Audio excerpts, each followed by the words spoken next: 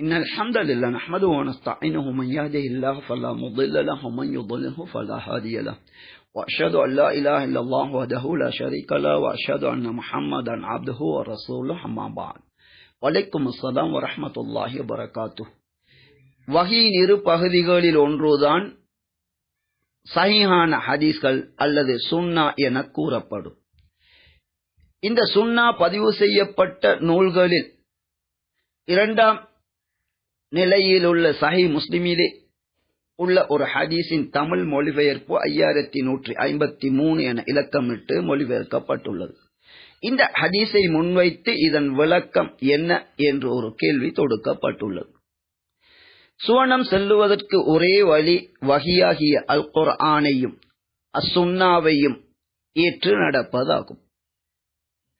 குர்ஆன் சுன்னா என்ற சுவனம் செலுத்தக்கூடிய வழிகாட்டலாகிய இஸ்லாம் 3 பகுதிகளாக இருக்கின்றது. ஒன்று அகீதா என்ற நம்பிக்கை சார்ந்த விடயங்கள். நம்பிக்கையினுடைய விடயத்தை சரியாக புரிந்து நம்பினால்தான் அதன்படி நடந்து நாம் சுவனம் செல்ல முடியும். இங்கே விளக்கம் கேட்கப்பட்டுள்ள ஹதீஸ் நம்பிக்கை சார்ந்த அது பற்றி பேசக்கூடிய ஹதீஸ் ஆகும். இமாம் முஸ்லிம் அவர்கள் தங்களது சஹீஹ் முஸ்லிம் என்ற நூலின் 46வது பாடமாகிய விதி என்ற பாடத்தின் கீழ் முதலாவது தலைப்பிலே இந்த ஹதீஸை பதிவு செய்கின்றார். விதியை பற்றி இந்த ஹதீஸ் பேசுகின்றது. முதலிலே இந்த ஹதீஸ் என்ன கூறுகின்றது என்று நேரடியாக அதன் வார்த்தைகளின் கருத்தை தெரிந்து கொள்ளுங்கள்.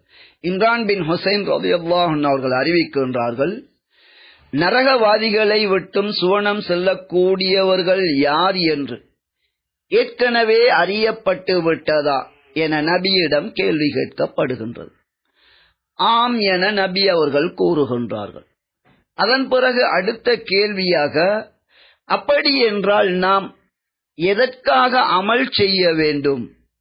அதுதான் ஏற்கனவே எமது முடிவு அறியப்பட்டு விட்டதே, முடிவாக்கப்பட்டு விட்டதே என்று நபியிடம் கேட்டபோது, குல்லுன் முயஸ்ஸருன் லிமா குலிக லஹு, ஒவ்வொரு மனிதன் அல்லது ஜின் இந்த இரண்டும் தான் சோதனைக்காக படைக்கப்பட்டிருக்கின்றன. இவர்களில் ஒவ்வொருவரும் சுவனவாதி என அவர் படைக்கப்பட்டிருந்தால் நற்செயல்களும் அதே போன்று நரகவாதி என விதிக்கப்பட்டிருந்தால் பாவமான செயல்கள் செய்வதற்கும் அவர்களுக்கு இலகுவாக்கப்படும் என்று நபி அவர்கள் கூறினார்கள். வேறு சஹீஹான ஹதீஸ்களிலே சுவனவாதி என யார் பற்றி அல்லாஹ் தீர்மானித்திருக்கின்றானோ அவர்களுக்கு நற்காரியங்கள் செய்வதற்கும் நரகை சென்றடைவர்கள் அதற்கே உரிய பாவங்களை செய்வதற்கும் தான் அவர்களுக்கு இலகுபடுத்தப்படும். எனவே நீங்கள் ஒவ்வொருவரும் முயற்சி செய்யுங்கள் என மேலதிகமாக கூறிய வார்த்தைகளும் இருக்கின்றன. இப்போது இந்த கதர் விதி என்ற விடயத்தில், நம்பிக்கை சார்ந்த விடயத்தில் கலிமா சொன்ன மனிதர்களுக்கு இடையிலே வழிகட்ட 2 சாரார்கள் வரலாற்றிலே தோன்றினார்கள். இஸ்லாத்தின் அடிப்படை அம்சமும் மிக முக்கிய அம்சமுமாகிய அகீதா என்ற விடயத்தில் கலிமா சொன்னதன் பிறகு பல்வேறு கூட்டங்கள் வழிகட்டு நரகம் செல்லக்கூடியவர்களாக மாறினார்கள். அதில் 2 கூட்டம்தான் ஒட்டுமொத்தமாக விதி கதர் என்பதை மறுக்கக்கூடிய ஒரு கூட்டம். இன்னும் ஒரு கூட்டம் நேர் மறுபக்கம், மனிதர்கள் ஜின்களாகிய எமக்கு சுவனம் நரகம் செல்லுவதற்குரிய எமது முயற்சி எதுவுமே கிடையாது, அதனை ஏற்கனவே அல்லாஹ் தீர்மானித்து எழுதிவிட்டான், எனவே எமது செயல்கள் அனைத்துமே அல்லாஹ் எழுதியதன் பிரகாரம் நடக்கின்றதே ஒழிய எமக்கு எந்த அதிகாரமும் கிடையாது என்று மற்றொரு வழிகேட்டை அறிமுகப்படுத்தினார்கள். இப்படி விதியை மறுக்கின்றவர்கள் கதரியா என்றும், அனைத்துமே எங்களுக்கு எந்த உரிமையும் இல்லாமல் அல்லாஹ் நாடிய பிரகாரம்தான் நடக்கின்றது, நாம விரும்பி வெற்றி பெற முடியாது, தோல்வி அடைவதில்லை என்ற கருத்தை வெளிப்படுத்தியவர்களை ஜபரியா, அனைத்துமே அல்லாஹ் எழுதியதன் பிரகாரம்தான் நடக்கின்றது, எமக்கு எந்த உரிமையும் இல்லை என்று இரண்டு கூட்டம் வழிகட்டது. இந்த இரண்டிற்கு மத்தியில் சுவனம் செல்ல விரும்புகின்றவர்கள் இஸ்லாத்தின் 3 பகுதிகளில் முதல் முக்கிய பகுதியாகிய அகீதா விடயத்தில் முஸ்லிம்கள் எப்படி இருக்க வேண்டும் என்பதை வழிகாட்டுகின்ற ஒரு ஹதீஸாக இது காணப்படுகின்றது. அனைத்தையும் அறிந்த அல்லாஹ்வை பொறுத்தவரையில் எதிர்காலத்தையும் அறிந்த அல்லாஹ் சுவனவாதியாக நரகவாதியாக மாறுவதற்கு அவகாசம் கொடுக்கப்பட்ட இந்த மனிதர்களும் ஜின்களும், இவர்களிலே யார் சுவனவாதியாக மாறுவார்கள், யார் நரகவாதியாக மாறுவார்கள் என்பது அல்லாஹுக்கு ஏற்கனவே தெரியும். இதனைத்தான் இந்த ஹதீஸிலே நபியிடம் கேள்வி கேட்கப்பட்டது. அதே நேரம் சுவனம் நரகம் செல்லுகின்ற இந்த மனிதர்கள் ஜின்கள், அவர்கள் இந்த உலக வாழ்க்கையை முடிப்பதற்கு முன்னர், மறுமை நாளிலே விசாரிக்கப்படுவதற்கு முன்னர், நாம் சுவனம்தான் செல்வோம், நாம் நரகம்தான் செல்வோம் என்று மனிதர்களால் ஜின்களால் அறிய முடியுமா? நிச்சயமாக முடியாது. எனவே உலகிலுள்ள வாழ்க்கையை அல்லாஹ் ஏன் வழங்கினான் என்பதை அல் குர்ஆனின் முல்க் என்ற அத்தியாயத்தின் ஆரம்பத்திலேயே அல்லாஹ் கூறுகின்றான். செயல்களால் உங்களில் சிறந்தவர் யார் என்பதை அறிவதற்காகவே இந்த உலக வாழ்வு தரப்பட்டிருக்கின்றது என்று அல்லாஹ் கூறுகின்றான். அல்லாஹ் மிகவும் நீதமானவன். மனிதர்களோ ஜின்களோ அநீதமாக நாம் நரகிலே நுழைவிக்கப்பட்டு விட்டோம், அல்லது நரகவாதி என்று அல்லாஹ்வே எம்மை படைத்து நரகிற்கு அனுப்புவது அநீதம் என்று வாதிப்பதற்கு அல்லாஹ் இடம் வைப்பதில்லை. எனவே சுருக்கம் என்னவென்றால், மனிதர்களிலும் ஜின்களிலும் யார் சுவனம் செல்வார்கள், யார் நரகம் செல்வார்கள் என்பது அல்லாஹுக்கு ஏற்கனவே தெரியும். தெரிந்ததன் காரணமாக அவன் எழுதியும் வைத்திருக்கின்றான். இப்படி எழுதி இருப்பதைத்தான் விதி என்று சொல்வது. அதே நேரம் உலகிலே பிறந்து வாழுகின்ற நாம் விரும்பினால் முயற்சி செய்து அல்லாஹுடைய வரம்புகளை பேணி உல தூய்மையோடு அல்லாஹுக்கு கட்டுப்பாட்டு வாழ்ந்து மரணிப்பதன் மூலம் சுவனம் செல்லலாம். அதற்குரிய வழிகாட்டல் தரப்பட்டுள்ளது. அதே நேரம் நாம எடுக்கின்ற முடிவு, அல்லாஹுடைய தீனை ஏற்று வாழாமல் நாம் விரும்பியவாறு வாழ்ந்தால் நாம் நரகை சென்றடைவோம் என்பதை அல்லாஹ் அறிவித்து விட்டான். எனவே நாம் செய்கின்ற செயல்கள் நல்லதாக இருந்தாலும் கெட்டதாக இருந்தாலும் அதற்கு நாமே பொறுப்பாவோம் என்ற விடயத்தை மனதிலே பதித்துக் கொள்ள வேண்டும். நாம் என்ன செய்வோம் என்பதை எதிர்காலத்தை அறிந்த அல்லாஹ் அதனை எழுதி வைத்திருக்கின்றான் என்பதற்காக நாம் செய்த கெட்ட செயலுக்கு நாம் பொறுப்பு இல்லை என்று ஒருபோதும் கூற முடியாது. எனவேதான் எம்மிலே நரகவாதிகள் யார் என்பதை அல்லாஹ் அறிந்திருந்தாலும் நாமே வாய் திறக்க முடியாத அளவிற்கு நிரூபிப்பதற்கு உலக வாழ்வு என்ற ஒன்றை தந்து அதிலே இப்படித்தான் வாழ வேண்டும் என அல்லாஹுடைய போதனைகளை தந்து அதனை சிந்தித்து விளங்கிக் கொள்ளுகின்ற சிந்தனையை தந்து அதன் பிறகும் நாம் அல்லாஹுக்கு மாற்றம் செய்திருந்தால் இது பற்றி அனைவரையும் ஒன்று கூட்டி பகிரங்கமாக அல்லாஹ் விசாரிப்பான்.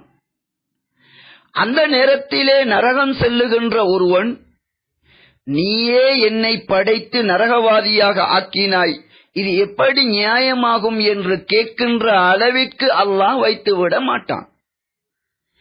இவ்வாறு தெளிவான நம்பிக்கையில் இருக்க வேண்டும் என்பதை இதே ஹதீஸை அறிவிக்கின்ற இம்ரான் பின் ஹுசைன் ரலியல்லாஹு அன்ஹு அவர்கள் இதே அறிவிப்பின் பின்னால் உள்ள ஒரு அறிவிப்பில் தங்களுடைய அடுத்த தலைமுறையைச் சேர்ந்த அபுல் அஸ்வதிடம் இது பற்றி கேள்வி கேட்கின்றார்கள். இந்த கதர் பற்றி கேள்வி கேட்டுவிட்டு, இவை அனைத்துமே அல்லாஹ் எழுதி வைத்தவைதான் நடக்கின்றன என்று அவர் கூறிய போது, அப்படியானால் அது அநீதமாக மாட்டாதா என்று இந்த சஹாபி அந்த தாபியை நோக்கி கேட்கின்றார்கள். தங்களை விட முன்னைய சிறந்த சமூகத்தில் ஒருவரான அந்த சஹாபியின் இந்த கேள்வியை கேட்ட செவிமடுத்த இவர்கள் அதிர்ச்சியுற்று விடுகின்றார்கள். என்ன இப்படி இவர் கேட்கின்றார்? இருந்தாலும் சரியான ஒரு முஸ்லிமுடைய நம்பிக்கையை அவர்கள் வெளிப்படுத்துகின்றார்கள். அதாவது இவை அனைத்தும் அல்லாஹ் எழுதி வைத்த விடயங்கள் தான் நடக்கின்றன. அதே நேரம் அல்லாஹுடைய செயல்களை ஏன் எப்படி என்று அடியார்களுக்கு கேட்க முடியாது. அடியார்களுடைய எம்மிடம்தான் அவன் கேள்வி கேட்பான் என்ற நம்பிக்கையை வெளிப்படுத்திய போது இப்போது இந்த சஹாபி கூறுகின்றார்கள், உங்களிடம் நாம் இப்படி ஒரு கேள்வி கேட்டது எதற்காக என்றால், அகீதாவுடைய இந்த விடயம், நம்பிக்கை சார்ந்த விடயத்திலே உமது சிந்தனை வழிதவறிவிடக் கூடாது என்பதற்காகத்தான் கேட்டேன் என்று கூறிவிட்டு, நபியின் காலத்தில் நடந்த ஒரு கதர் பற்றி 2 மனிதர்கள் நபியிடம் வந்து கேட்டபோது அதற்கு நபி அவர்கள் கொடுத்த பதிலை, கதர் பற்றிய இந்த விளக்கத்தை அந்த சஹாபி ஹதீஸாக கூறி காட்டுகின்றார்கள். அதன் இறுதியிலே ஷம்ஸ் என்ற அந்த அத்தியாயத்தின் குர்ஆன் வசனத்தையும் நபி அவர்கள் ஓதி காட்டியதை சொல்லி காட்டுகின்றார்கள். அதாவது ஒவ்வொரு ஆத்மாவும் நன்மை எது தீமை எது என்ற உள்ளுணர்வு உள்ளங்களிலே அவற்றிற்கு வழங்கப்பட்டுள்ளன. எனவே இதன் அடிப்படையில் நபிமார்கள் கொண்டு வருகின்ற இந்த வஹி, குர்ஆன் சுன்னா என்று இப்போது எமக்கு தரப்பட்டுள்ளது. இதனை ஏற்று வாழ்வதுதான் ஒவ்வொரு மனிதனுடைய கடமையாகும். ஏற்கனவே எம்மை சுவனவாதி அல்லது நரகவாதி என்று எழுதப்பட்டு விட்டதே, நாம் எதற்காக அமல் செய்ய வேண்டும் என்றெல்லாம் சிந்திப்பது வழிகட்ட சிந்தனை. எனவே சுவனவாதி நரகவாதி எவர்கள் என்பதை அல்லாஹ் அறிந்திருக்கின்றான், அல்லாஹ் எழுதி வைத்திருக்கின்றான். நரகவாதி என்று எழுதியனால் தான் நாம் நரகம் செல்லுகின்றோம் என்று குற்றத்தை அல்லாஹ் மீது சுமத்தினால் அது ஏற்கப்பட மாட்டாது. அது தவறு என்பதை நிரூபிப்பதற்குத்தான் இந்த உலக வாழ்வு தரப்பட்டுள்ளது. உலகிலே தெளிவான சிந்தனையும் சுவனம் செல்லுவதற்குரிய நேர்வழி இதுதான் என்ற அல்லாஹுடைய அழைப்பு கிடைக்காதவரை அடியார்களிலே எவரையும் அல்லாஹ் தண்டிப்பதில்லை என்றும் குர்ஆன் கூறுகின்றது. ஆகவே இந்த ஹதீஸின் மிக முக்கியமான ஒரு விடயத்தை இது எமக்கு கூறுகின்றது. அதுதான் விதி பற்றிய நம்பிக்கையாகும். அல்லாஹ் அனைத்தையும் எழுதி வைத்திருக்கின்றான் என்பது கட்டாயமானதாகும். அதே நேரத்தில் மனிதர்கள் ஜின்கள் என்பவர்களை சுவனவாதிகளா நரகவாதிகளா என சோதிப்பதற்கு அவன் இந்த உலக வாழ்வை தந்திருக்கின்றான். எனவே சுவன வாழ்விற்காக அல்லாஹ்வின் வழிகாட்டலின்படி உல தூய்மையோடு வகியை மாத்திரம் பின்பற்றி வாழுவது சுவனம் செல்ல விரும்புகின்ற ஒவ்வொருவரும் முயற்சி செய்ய வேண்டிய வழிமுறையாகும். அப்படி அந்த நேர்வழியை அடைந்து மரணித்த ஒருவரை அநியாயமாக உன்னை நான் நரகவாதி என எழுதியிருந்தேன், எனவே நரகிற்கு அனுப்புகின்றேன் என்று ஒருபோதும் அல்லாஹ் செய்ய மாட்டான். அப்படி பிழையாக அல்லாஹ் எழுதி வைப்பதும் இல்லை. எனவே கதருடைய விடயத்தில் கலிமா சொல்லுகின்ற சமூகத்தில் 2 கூட்டங்கள் வழிகட்டு சென்றார்கள். ஒரு கூட்டம் கதர் என்ற விதியே கிடையாது, நாம் செய்கின்ற ஒவ்வொரு செயலும் புதிதானவை, இது பற்றி அல்லாஹ் எழுதி வைக்கவில்லை என கதரை மறுக்கின்றார்கள். இவர்கள் நரகவாதிகள் ஆவார்கள், அகீதாவிலே வழிகட்டவர்கள். இதே போன்று இதன் மறுபக்கம் நரகவாதி சுவனவாதி என்பது அனைத்துமே அல்லாஹ் எழுதிய விடயம். எம்மால் நல்லமல் செய்து முயற்சி செய்து சுவனம் செல்ல முடியாது, நரகம் என விதிக்கப்பட்ட எமக்கு அதனை தவிர்த்து நாம் சுவனம் செல்லும் ஒருவனாக மாறவும் முடியாது என்று அனைத்துமே அல்லாஹ் எழுதி முடித்து விட்ட விடயம், எமக்கு அதிலே எந்த பங்கும் கிடையாது என்று மற்றொரு கூட்டம் அகீதாவிலே வழிகட்டிருக்கின்றது. இவர்களை ஜபரியாக்கள் என்று கூறப்படும். இவர்களும் நரகவாதிகளே ஆவார்கள். எனவே இஸ்லாத்தின் 3 பகுதிகளில் முதலாவதும் முக்கியமானதுமான பகுதி அகீதா என்ற நம்பிக்கை விடயத்தில் கதருடைய விடயத்திலே அனைத்தையும் அறிந்த அல்லாஹ் சுவனவாதி நரகவாதி யார் என்பதை அறிந்திருக்கின்றான். அதனை நீதமாக நிரூபித்து உண்மைப்படுத்துவதற்கு உலக வாழ்வை தந்திருக்கின்றான். சுவனம் நரகம் செல்லவிருக்கின்ற இந்த மனிதர்களும் ஜின்களும் சுவனத்திற்காக அவர்கள் முயற்சி செய்ய வேண்டும். தூய்மையோடு அல்லாஹுக்கு அடிபணிந்து இஸ்லாத்திலே வாழ்ந்து மரணிப்பவர்கள் சுவனம் செல்வார்கள். அல்லாஹுக்கு மாற்றம் செய்தவர்கள் நரகம் செய்வார்கள். இவற்றை மனிதர்கள் ஜின்களுக்கு அவர்களுக்கு நிரூபிப்பதற்காக, அவனது நீதத்தை வெளிப்படுத்துவதற்காக இந்த உலக வாழ்வை தந்து அவன் சோதிக்கின்றான் என்பதே உண்மையாகும். இவ்வாறு இந்த விதியை சரியாக புரிந்து அதன் அடிப்படையில் நம்ப வேண்டும் என்பதற்கான வழிகாட்டல் ஹதீஸ்களிலே ஒன்றாக இது காணப்படுகின்றது. இந்த சரியான நம்பிக்கையை ஏற்று அதன்படி முஸ்லிமாக மரணிப்பதற்கு நாம் முயற்சி செய்ய வேண்டும். நல்லவர்களை சுவனத்திற்கும் ஏனையவர்களை நரகிற்கும் அல்லாஹ் அனுப்புவான் என்பதே அல்லாஹுடைய விதியாகும்.